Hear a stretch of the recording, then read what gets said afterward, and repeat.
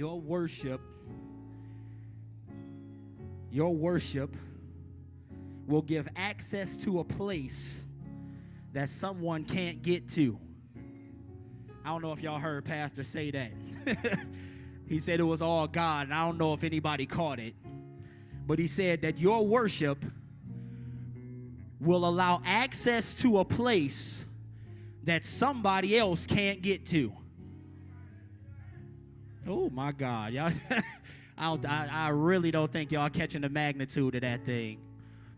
Paul and Silas, as I told Pastor, the first people I thought about when he said that was Paul and Silas. And there's a story in the Bible where because they were serving and doing the work of God, they were arrested, beaten, and put in jail.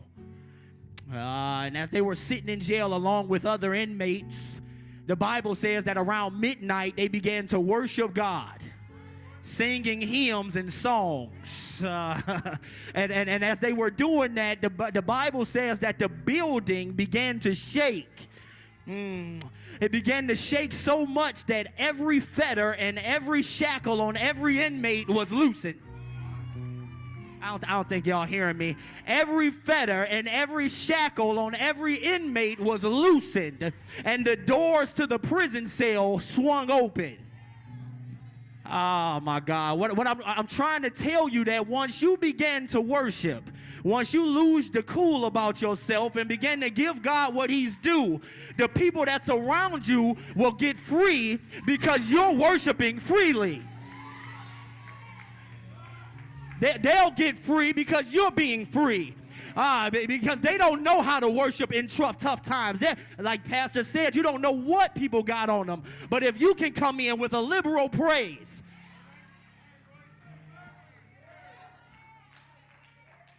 you can be the difference between the death of an individual and life for an individual. You can be the difference between joy and depression. You can be... That's all right. That's all right.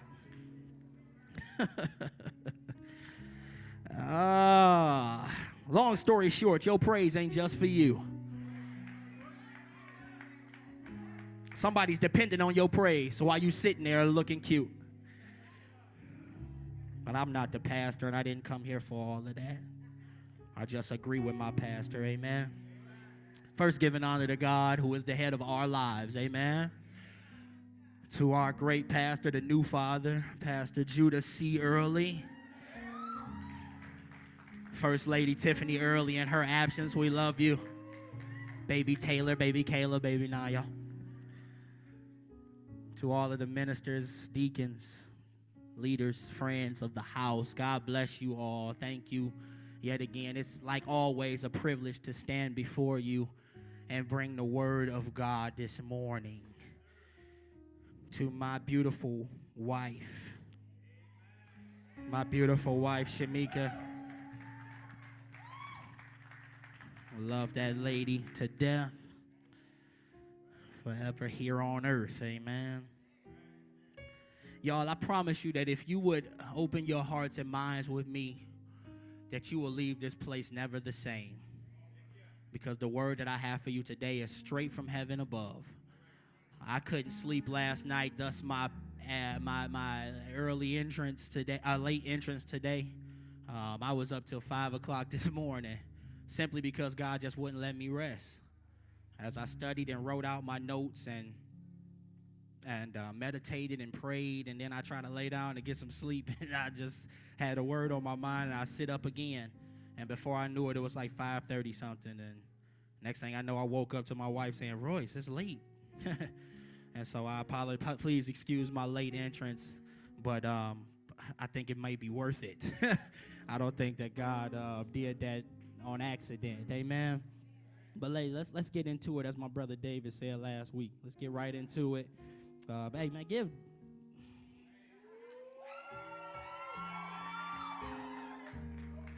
Listen here, man. Listen here. Hey, he did that. He did that last week, man. Like, he been doing it forever. I told him that this was a part of his identity. Whether he want to accept it or not, this is a part of him. And I speak that boldly before the church, bro. You made me and everybody in here proud, man. And most importantly, you put a smile on God's face. So, yes, sir. Yes, sir. Yes, sir. Let's get into it today. Let's get on our feet. Let's get on our feet and do what's customary in the house. Man, I'm excited. I am excited about this word. Bible's in your hand. This is my Bible. I am what it says I am. I'm free as it says I am. I'm delivered as it says I am. Hey, I'm called as it says I am. And because of this, the devil is a liar. For greater is he that is in me than he that is in the world. Remain standing. 2 Kings. Go to 2 Kings, the 5th chapter. 2 Kings, the 5th chapter. We're going to break right at the first verse. 2 Kings 5. Right at verse 1. 2 Kings 5, as we are going to continue talking about our purpose. Got an area that I wanted to discuss that I think is very relevant to the house. 2 Kings 5, verse 1. I'm going to try. I'm going to let God have his way. I'm going to let God have his way. 2 Kings 5, the first verse. Everybody with me? Say amen. If you're not, say hold on. I'll wait for you. Oh, sounds lovely. 2 Kings 5, verse 1 says, Now Naaman, commander of the army of the king of Syria, was a great and honorable man in the eyes of his master, because by him the Lord had given victory to Syria. He was also a mighty man of valor, but a leper. And the Syrians had gone out on raids and brought back captive a young girl from the land of Israel. She waited on Naaman's wife.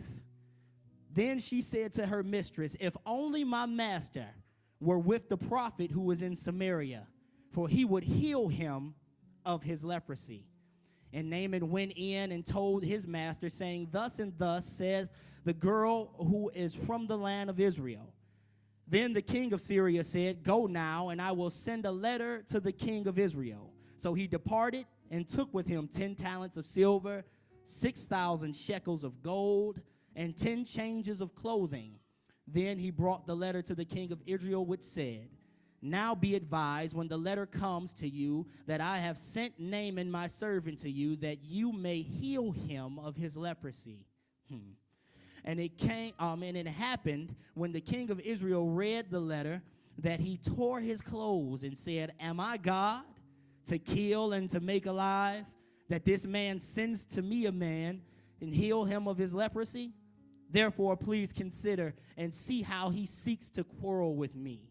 So it was when Elisha, the man of God, heard that the king of Israel had torn his clothes, that he sent to the king, saying, Why have you torn your clothes? Please let him come to me, and he shall know that there is a prophet in Israel. Then Naaman went with his horses and chariots and stood at the door of Elisha's house. And Elisha sent a messenger to him, saying, Go and wash in the Jordan 7 times, and your flesh will be restored to you, and you shall be clean. But Naaman became furious and went away and said, Indeed, I said to myself, he will surely come out to me and stand and call on the name of the Lord and wave his hands all over the place and heal the leprosy. Are not the Abana and the Pharpar, the rivers of Damascus, better than all the waters of Israel? Could I not wash in them and be clean? So he turned and went away in a rage. And his servants came near and spoke to him and said, My father, if the prophet had told you to do something great, would you not have done it? How much more then when he says to you, Wash and be clean? So he went down and dipped 7 times in the Jordan, according to the sayings of the man of God, and his flesh was restored like the flesh of a little child, and he was clean. If just for a moment I could speak to you on the subject, your calling or your condition. You may be seated in the presence of the Lord. Your calling or your condition. What's it going to be? Your calling or your condition. There's a young lady that God threw at me yesterday. Yesterday morning, as I woke up, I was finger flipping through Facebook, and I saw the story of a young lady named Mandy Harvey. I don't know if any of you guys are familiar. But Mandy Harvey is an American jazz and pop singer and songwriter, actually born in Cincinnati, Ohio. She's only 29 years old. She was a vocal music education major at Colorado State University. She plays a lot of instruments, but her main one is the ukulele. I don't know if you guys have ever seen the little small little guitar-looking joint. Unfortunately, back in 2006, 2007, Mandy lost her hearing completely. Mandy was in college, as the story goes. She was in college, like I said, vocal music major, and she had caught a common cold. It was kind of severe though, with the kind of heavy and lasting for some time. And she had thought what she had was an ear infection, but what was actually happening was her connective tissues in her ear were deteriorating. And it had been doing so over time. It just so happened that in college is when she actually felt it. And she was sitting in her finals class. It was finals week. She was doing her vocal music class, and the professor had proposed a final where the class had to write out or scale out the music that the professor played on the piano. That was the final. So she said she got there and she took out her paper and she grabbed her pencil, and the professor said, "Let's begin," and he began to play. And she could see him playing, and she could see all of the students writing on their pads, but she couldn't hear anything. And she said, before you knew it, all of the students were putting their pencils away and walking up to the front, turning in their papers, and the professor had got up from the piano, but yet she was stuck there, holding her pencil, crying because she couldn't hear enough of the test to scale out the notes. She left school, dropped out of school, gave up music, feeling as if there was nothing else she could do. I can't hear, therefore I can't play, I can't sing. At a visit the next year to her college, and her professor revived her passion for music, pushed her and introduced her to a famous jazz composer named Matt Markson, and he put her under his wing and pushed her to keep going. And before you knew it, what she began to do was all types of different ways and measures to play the music. She now performs on stage with her shoes off so that she can feel the vibrations in the ground, so that she can know the tempo of the music she's singing. She still remembered how to do chords and everything on her ukulele, so she never lost that talent, but yet she had to put faith in herself to know her pitch while she's singing the songs. She can't hear herself singing, so she just has to believe that she's on the right pitch, right note. My God. And so on Facebook, when I got there, what it was a video from her in 2014 on America's Got Talent. And she came out and she introduced herself, her and a translator, as Simon Cowell and the rest of the panel was talking to her, and they were translating for her, and she was explaining to them what the story was. And she told them that I'm going to do a song that I made, a song that I wrote called Try. And as they asked her what the explanation for the song was, she said, well, the song was motivated by my circumstance. I realized that the only way that I could get back to what I was doing was I had to try. And so she sung the song in perfect pitch. She stood there with no shoes on, shoes sitting next to her. She had a bass player behind her and a drummer with just a bass pedal, a snare, and a hi-hat. And they kept the tempo for her as she felt through the ground and sung her song. And the crowd got up on their feet and did their hands like this so that she could know that they were rejoicing at her talent. And at the end of it all, Simon Cowell got up and he said, I don't think you're going to need an interpreter for this. And he hit the golden buzzer. And if for those of you who watch America's Got Talent, the golden buzzer takes you beyond the auditions and takes you straight to the live performances. I'm telling you that story to let you know that sometimes, Mount Hebron, you have to choose your calling over your condition. All the odds are say no. Everything about the situation says that I shouldn't do it no more. Everything is going to tell you that you should give up. But sometimes you've got to press and get through to your calling. I hope y'all still with me. Mandy Harvey is just an illustration in the worldly sense, but some of us allow the world and the circumstances around us to tell God no. Some of us some of our problems allow us to pack up our notebooks and close our Bibles and say, God, I can't do it today. Go to work and and choose not to be an ambassador, choose not to be a representative of God because I'm going through something. Choose not to wake up on Sunday morning. I'm going to stay at Bedside Baptist because I'm just tired from the week and I've been through too much. So me and Reverend Sheets going to politic this morning. But I'm here to tell you, are you going to choose your calling or your condition? I want to attempt to show you through the text here that three different areas in this story that I just read to you where we see the calling being chosen and we see the condition being chosen. Before we get into it, I want to give you the definition of calling, you see, because I don't want you to be confused and think that the calling is just what I'm doing right here today.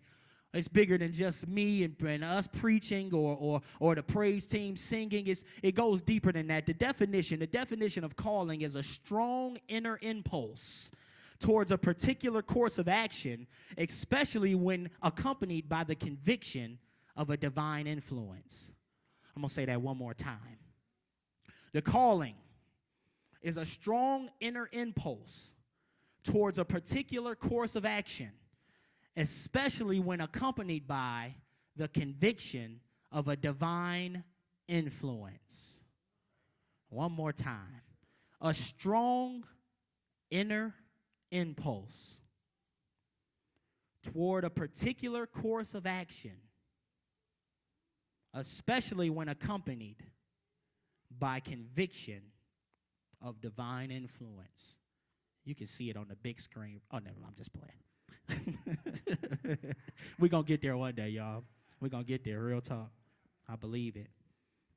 Hey, listen, anybody that needs it, I can talk to you after service. But in 2 Kings 5, we see an awesome pericope, man. This is amazing. The stuff that I'm about to pull out for you guys. I told you, if you listen, you'll find yourself in this story, and hopefully by the end, you'll realize that the calling trumps your condition. We hear about Naaman, the top of chapter 5. We hear about Naaman. He is the commander of the Syrian army. Now, the Syrian army is sworn enemies of Israel. They are Gentiles. They are consistently raiding the Jews, running up into Jewish territory, taking captive individuals and making them slaves, taking possessions from the Jews and everything else. In 2 Kings, for those of you who don't know the backdrop, the Israelites are divided. There's a northern and a southern kingdom. They're divided. They're still on their same old antics, falling in love with God, then falling in love with idols, losing favor with God, getting captive, then crying out to him, and God's restoring them again. You know, that same cycle that they've been doing all of this time. And so here we see that Naaman is the captain of the Syrian army. He is leading the raids when they go in and take over the Jews, right? The text says that he's great and he's honorable. That word honorable in your King James Version means very rich. In his master's eyes. Now, his master is the king of Syria, who is Ben-Hadad II. Ben-Hadad, H-A-D-A-D, for those taking notes, the second. All right, and he's very, very big and great in his master's eyes because the Lord had given victory to Syria through Naaman at the captain's seat. And he's also a mighty man of valor, but he's a leper. Leprosy, you know, the spots all over your skin, the skin disorder. You know, in the Jewish culture, leprosy makes you completely unclean. You've got to be outcasted. But here Naaman is still operating as the king, as the king's right-hand man. He's still in place, still serving in the army, but obviously it's an issue.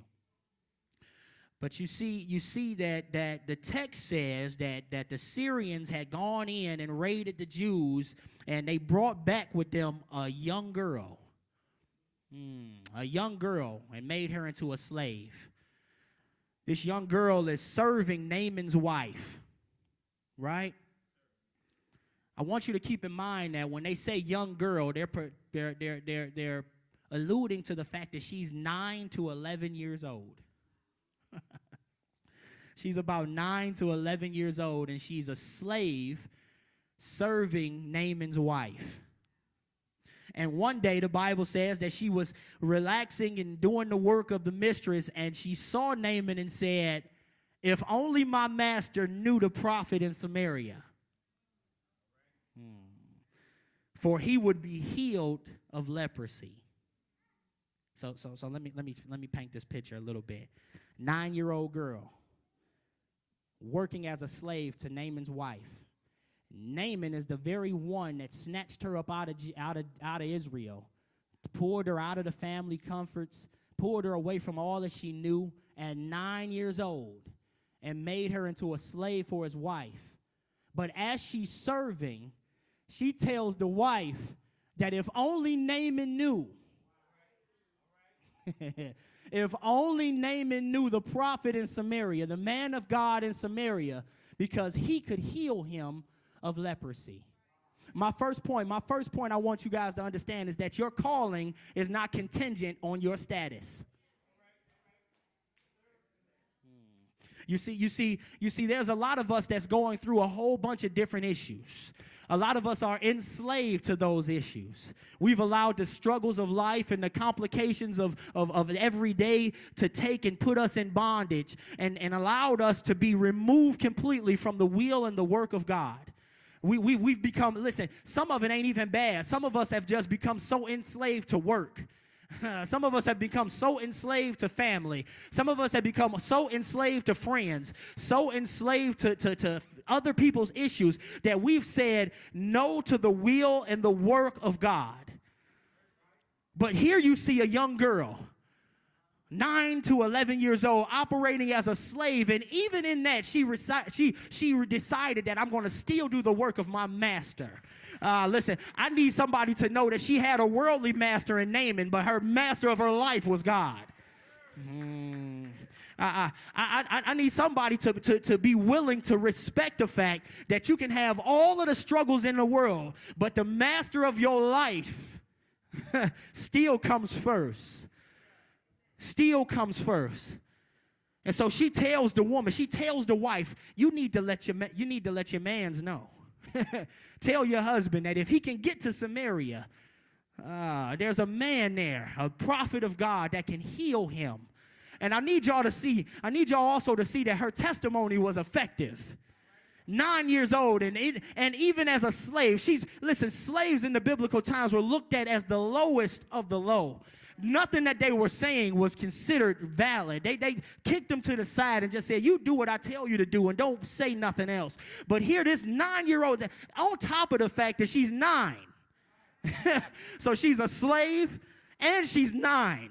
Listen, we don't listen to our 9-year-olds today, even though we should. But here she's 9 years old and a slave, and she pressed through and got to the ear of the mistress. So much so that the mistress went and told Naaman, hey, listen, this is what she said. Naaman went up and he went to the king. He went to Ben-Hadad II and said, listen, I need to get to Israel. I can get fixed of this thing. She was a slave. She was a slave to Naaman, but more so a slave to Christ. Can we read something real quick? I need y'all to flip with me to Exodus real quick. Flip to Exodus. I got to read it. Just give me a little bit. Exodus, the 21st chapter. Exodus, the 21st chapter. I thank our pastor for this. Exodus, the 21st chapter. Starting at the first verse. Y'all got to say amen. Exodus, the 21st chapter, the first verse says, "Now these are the judgments which you shall set before them. If you buy a Hebrew servant, he shall serve 6 years. And in the 7th he shall go out free and pay nothing. If he comes in by himself, he shall go out by himself. If he comes in married, then his wife shall go out with him. If his master has given him a wife, and she has borne him sons or daughters, the wife and the children shall be the master's, and he shall go out by himself." Watch this, though. "But if the servant plainly says, 'I love my master, my wife and my children, I will not go out free.' Verse 6, "Then the master shall bring him to the judges. He shall also bring him to the door or the doorpost, and the master shall pierce his ear with an awl, and he shall serve him" how long? I read that to ask this question. How many of you have gotten your ears pierced for Christ?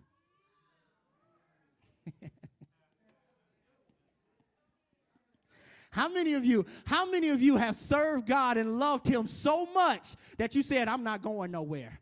Me, my wife, my children, me, my husband, my kids, me, myself, and I, me, my boo, and my other things. We ain't going nowhere. I choose to serve you to the end of time. Bang my ear out. It don't matter. I'm with you for life. Let the people know." How many of you have decided to get your ears pierced for Christ, or are y'all just on a 6-year term? How many of y'all just on your 7th year, you're on your way out? I'm going free. I'm cool. I'm done serving. My situations is too heavy. I'm taking my stuff. I'm gone. Some of us so ready to leave that we'll leave our wife and kids behind. How many of y'all got the servant girls mentality that even though I'm in a bad situation, Damon, it's the best situation for me? You said that the other day. I wrote it down. I remember. It's a bad situation, but it's the best situation for me.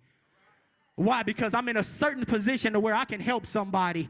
Man, I wish you can understand that sometimes your dire conditions are the exact conditions that God needs you in to bless the next man. If it hadn't have been for the 9 or 11-year-old and her press in God's presence, then Naaman could have never gotten his healing. I'm getting ahead of myself. Oh, my God. Y'all still here?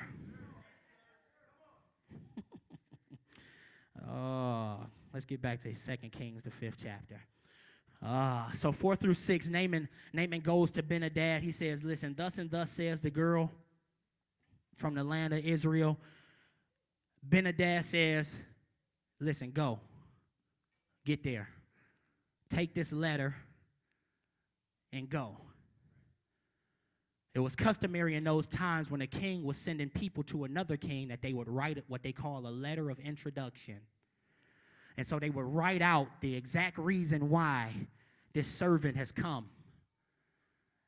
And that servant, once he got there, would present the letter to the king, and now the king would know what's needed. So Ben-Hadad wrote a letter. Naaman decided that I'm going to take some goodies with me. Because what was also customary in those times was that the servant who needed a service would pay for his service. And so what it says is that Naaman took with him $20,000 in silver. I'm giving you the breakdown. $60,000 in gold. and splendid and festive garments to the tune of 10 different outfits. 10 different True Religions and Gucci and Louis V and all type, He went to Saks and did his thing. What it shows is his wealth and his desperation. It shows Naaman's wealth and desperation. He desired to get this thing off of him so much so that he was willing to pay $80,000 in medals and all of these festive jewels. But I need y'all to see something. The girl never said nothing about gifts and letters of introduction. All she said was get to the servant. You see, I need y'all to understand a side note, pin the text. I need y'all to understand that the people that don't know God don't know the things of God. And that's why it's so valid and so mandatory that we be bold representatives. We've got a universal calling, Pastor, to be servants that show on a regular basis what it is to love God and to have the love of God. God don't need your gifts. He don't need your introductions. He just needs you. So Naaman gets to Israel, right? And he gets before the king of Israel, whose name is Joram, Joram. He gets to Joram, and Joram reads this letter that says, "Now be advised," verse 6, when this letter comes to you, that I have sent Naaman my servant to you, that you may heal him of leprosy. So Benadad really wrote a letter to the king, like, hey, man, I'm sending my mans to you. Go ahead and heal him for me. Totally missed everything the servant girl was saying. Totally missed it. But the king Joram, reads this letter, and what did it say he does? In verse 7, it says, "And it happened when the king of Israel read the letter that he rent his garments." He tore his clothes. That showed anger in the biblical times. He was ticked off. And he says, "Am I God to kill and to make alive, that this man sends to me a man to heal him of leprosy? Therefore, please consider and see how he seeks to quarrel with me or to fight with me." Now, I told you that the Syrians were infamous for predatory raids on Israel. They used to do it all the time. They would go in, snatch up all that they could get, run out. And so the king of Israel thought for sure that this was just another plot to get back into our campus. What's the problem with that? You probably thinking like, that's cool. I mean, shoot, he should have been on guard, right? I got my hands up too. You want some? Come get some. But there's an issue because Israel had a calling. Israel had a calling. I want you to understand my second point, that your calling is not contingent on your feelings. Your calling is not contingent on your feelings. Joram felt that he was being approached for a fight, but he totally ignored his call. What was the call of Israel? In Isaiah, the 42nd chapter, 6th and 7th verse, y'all ain't got to turn to it, I'll read it for you. Isaiah 42, 6 and 7, it says, "I, the Lord, have called you in righteousness and will hold your hand. I will keep you and give you as a covenant to the people, as a light to the Gentiles." Verse 7, "To open blind eyes, to bring out prisoners from the prison, and those who sit in darkness from the prison house." That prison is sin. That blindness is the fact that they can't see the salvation of the Lord. God said, "I'm going to make you a people that's a light to the blind. I'm going to make you a people that's the keys to the prisons. I'm going to make you a people that shows the Gentiles how to get to my salvation," because salvation is for everybody. But here Joram totally missed the call because he was in his feelings. He thought he was ready to fight. He missed an opportunity to make a peace treaty between him and Syria. He missed an opportunity to show Syria the love of God. He missed an opportunity to show Syria that even though you're our enemy, there's a love from God that's still for you. And yes, he will heal you. Yes, he can do it for you. It doesn't matter who you are. Can I help you here and make it parallel? A lot of us are going places to and fro in our feelings and causing enemies and people who don't know God to say, "I don't even want him."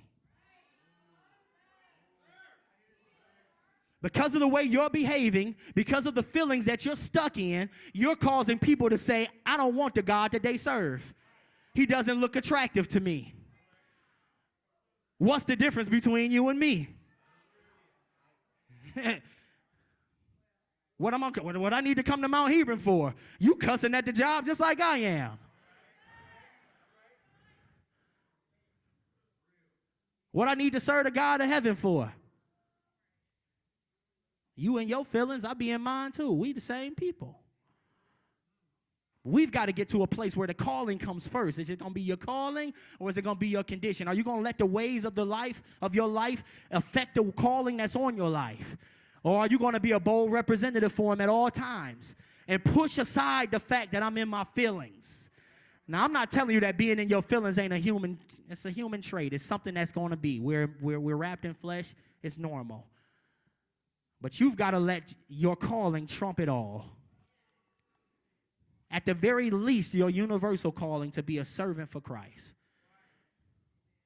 I'm not even going to talk about those with the specific callings that decide to put it down because I'm in my feelings. I'm not going to preach no more because I'm not going to sing on the praise team no more because I'm done serving at the back door because, no, I'm not going to pray at the altar no more because yet God is sitting there like, but I need you. I need you. You're the one. Your voice, your reasoning, your actual body is the reason why some people have come to Christ. I need you. But you saying, God, but I'm in my feelings. It's my condition. It's my condition. Pack my calling up. I'll open it again later.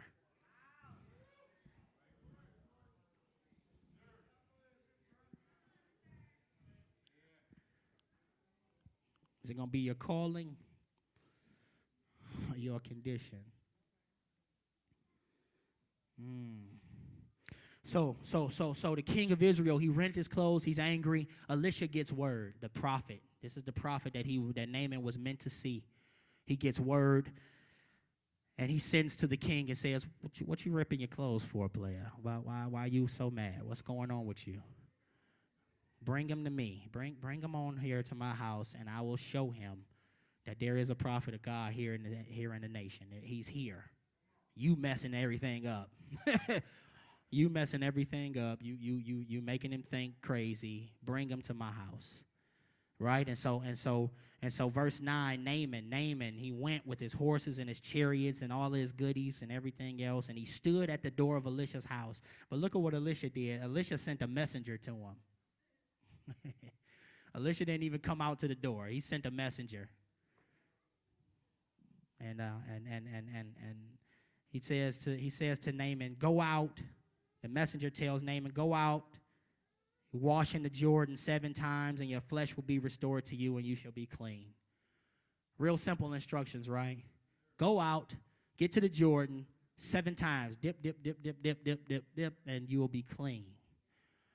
What did Naaman do? Naaman became furious. My God. Went away and said, "Indeed, I say to myself, he will surely come out to me. I know for a fact Elisha going to come to the door. You better come. I'm Naaman. I'm the commander in the army of Syria. You know who I am? You know how much gold and silver I got with me? Come to the door and come see me. Call on the name of your Lord, your God, and wave your hands all over me." And in other words, Naaman thought and knew that his calling was going to be, that the fix was going to be done his way. I want y'all to see my third point, and I'm about to get up out of here. You can't call your calling.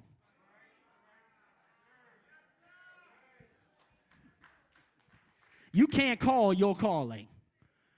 Listen, when God tells you specifically to do something, say it, you just got to do it. When he tells you to go, you can't tell God what you going to do. You can't tell him how you going to get it done. You can't tell him how he going to get it done for you. He told you specifically to go and dip. You go and dip. He told you specifically to get up and go talk to that brother in the 7th row, blue and white shirt with the glasses on. Talk to him. And you standing at the altar like, yeah, but he probably going to be like, man, why is he coming over here? I'm not. Not me, Lord. It can't be me. You can't call your calling. Naaman said, you should be waving your hands all over the place. You should be calling on the name of your Lord, your God. Listen, why are you sending me to the Jordan? The Jordan River in Israel was known to be, a little muddy, a little dirty. He like, listen, I'm Naaman. Send me to the Apnar, the Pharpar River over in Damascus. It's clean. Those are the good waters. Send me over there and let me wash. Why are you sending me to the Jordan? I want you to see something real quick. The only person in these 3 different points that I gave you, I told you about the servant girl, I told you about the king of Israel, I also told you about Naaman. The only person from that definition I gave y'all earlier about calling, I told you that it's pushed by the conviction of a divine influence. And the only person that had the divine influence was the servant girl. Not only was she in the lowest status, we're talking about a king, an army commander, and a slave. That's 9 years old. And she was the only one with divine influence. She was the only one that acknowledged the divine influence. King Joram was in his own feelings. He was in himself. He was convicting his own self. I don't even know if you can do that. Naaman was in his self too. He got a pride issue. That's exactly why Elisha sent the servant to the door. He's like, I know exactly what's going on with him. He was tapped in. His discernment was on 1,000,000 because he was like, I'm not even going to go out here and talk to him because he already got his own agenda. Go on out there.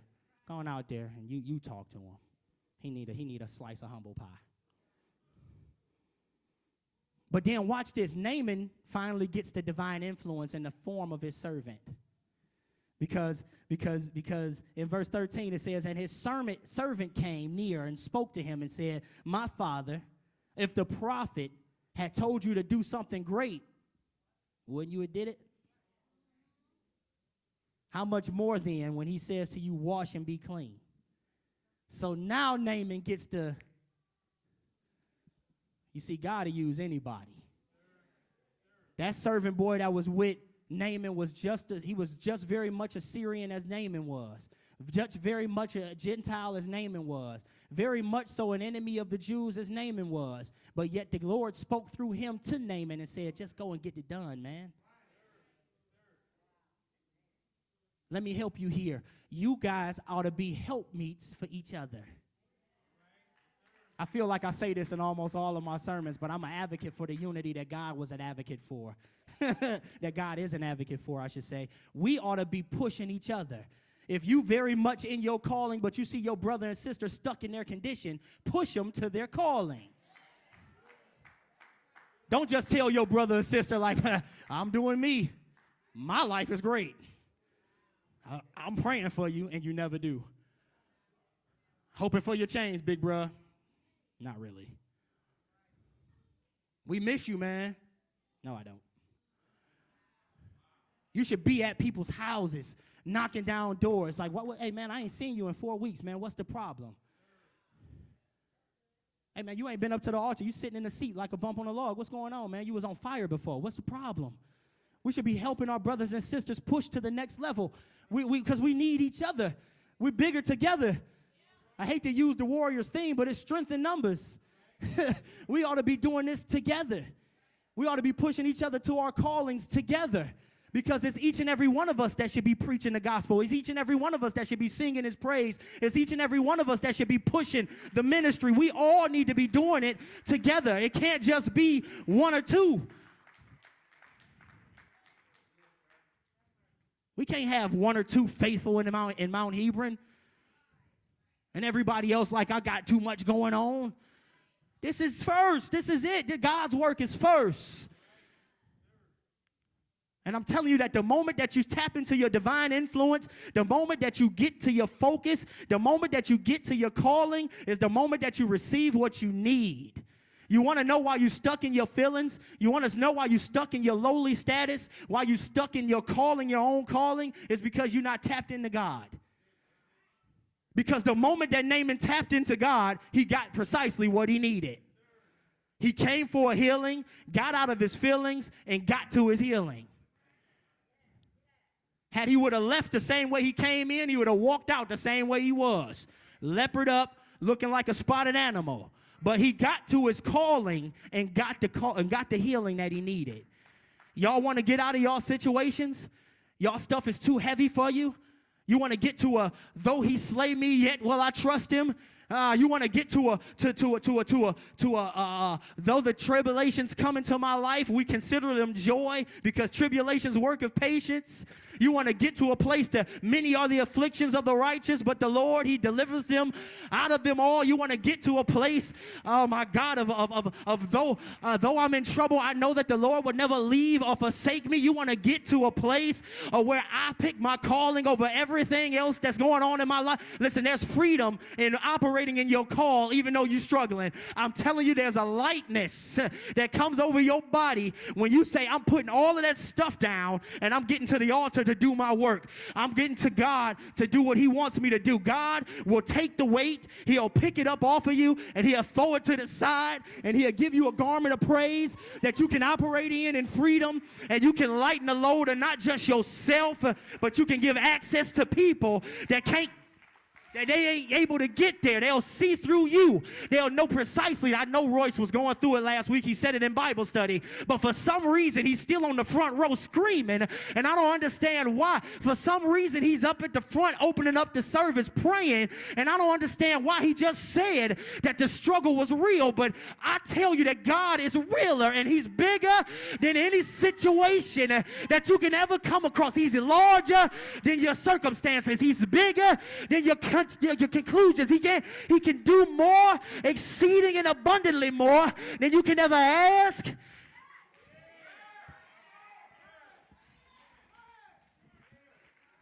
Put yourself down. Put yourself down. And get you a servant girl spirit. That regardless of what you're going through, regardless of where you are in your life, God, you come first. Your work must be done. And my circumstances and my situation look grim. I'm struggling financially. I'm going through the ringer mentally. Me and my husband going through it. Me and my wife, we going through it. My job is crazy. But God, I come to you. God ain't never said you got to come to him joyous and skipping because everything is delightful.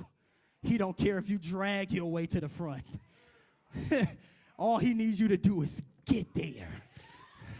All he needs you to do is get there. And the moment you get there,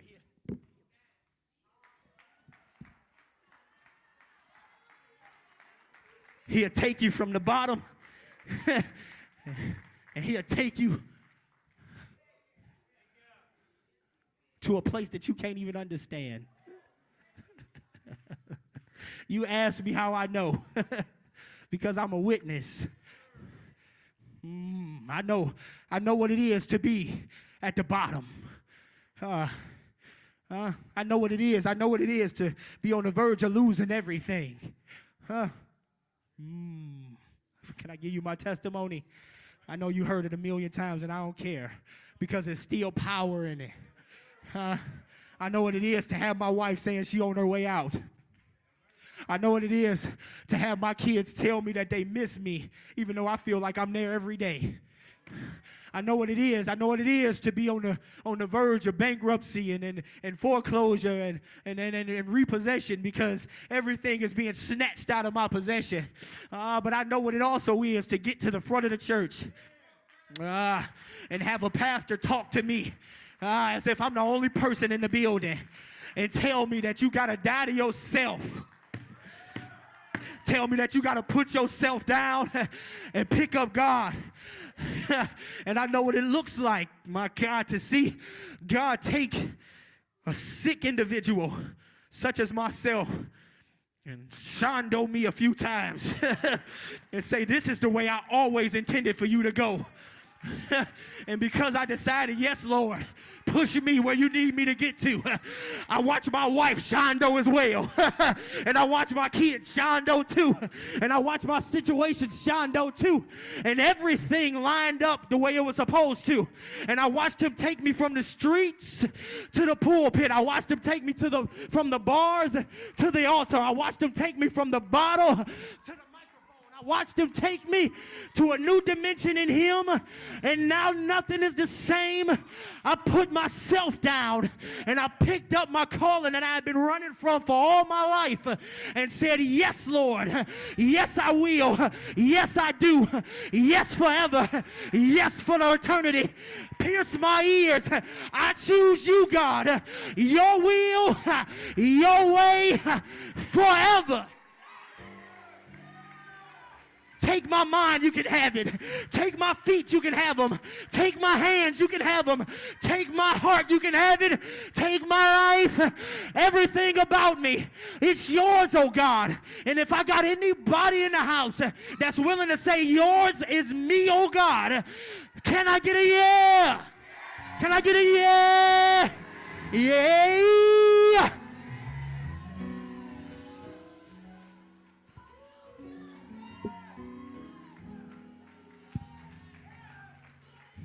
Take me to the doorpost. Take me to the doorpost. Bring the all with you.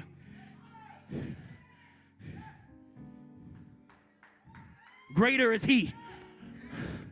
Greater is he that is in me than he.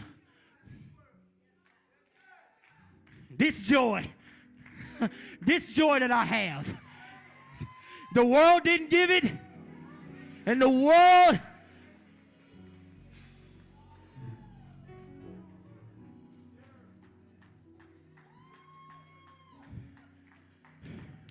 for God I live, and for God I die. Your calling or your condition. How many of y'all gonna keep sitting on what it is that God told you to do? I don't care how minute it is, and I don't care how big it is. I got some nationwide evangelists in the house, and I got some people that was just told to pray for their neighbor. Are you gonna do it, or you gonna pick yourself? You gonna keep God shrugging, or you gonna make him smile? It can change right now. It could change right now. The doors of the church are open. Today. I know God didn't keep me up till 5 a.m. because there was no conviction that was going to be here. I know. And I ain't even pushing and arguing you to come to the altar. I'm not. But I know for a fact that struck a chord with somebody, because I know that there's power in this building that's being set on a regular basis. For whatever the reason, I don't feel I'm good enough. No, not me. I ain't ready. When I get my life in order, I need to study some more. I'm going to call a pastor and talk to him first and see if he can. Right now. Pastor, how many servants was ready? How many servants was ready right then and there when God said, come on? Talk to Moses. He wasn't ready. Talk to Gideon. He wasn't ready. Talk to Jonah. Sure enough, wasn't ready. He ran. Talk to Paul, who was Saul. He wasn't ready. I can keep going if you want me to.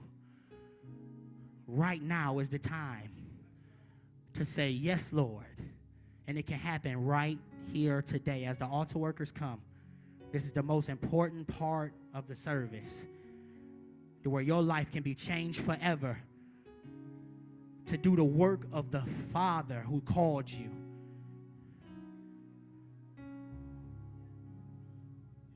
All things work together for the good of those who love the Lord and are called according to his